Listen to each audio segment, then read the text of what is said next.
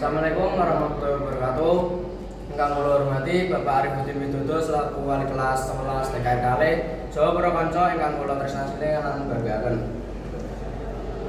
Kula ngaturaken puji syukur dumateng Gusti Allah ingkang sampun paring rahmat, taufik lan kasarasan sehingga kita saged menghafal wonten mriki kanthi kasaya sehat.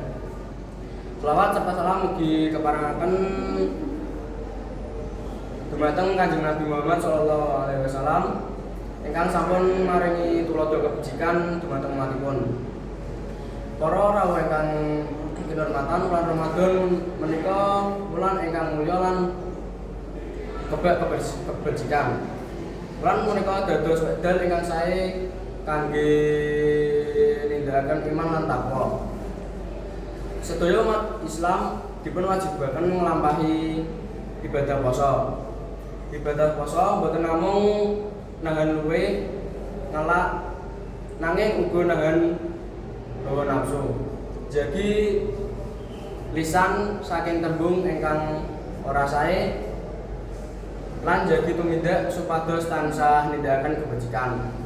Kanthi puasa kita sinau dados pribadi ingkang sabar, jujur lan disiplin.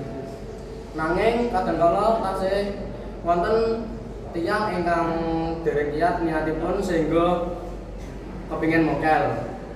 Pramila sumangga kita sami nyataken niat lan iman supados saged nglampahi ibadah puasa kanthi ikhlas lan sabar. Mugi-mugi kanthi nglampahi puasa kita saged dados pribadi ingkang langkung sae lan pikantuk ganjaran dumateng Gusti Allah Subhanahu wa taala.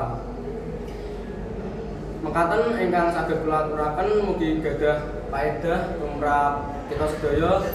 Nuwun pangapunten menawi enten wonten kekuranganipun. Wassalamualaikum warahmatullahi wabarakatuh.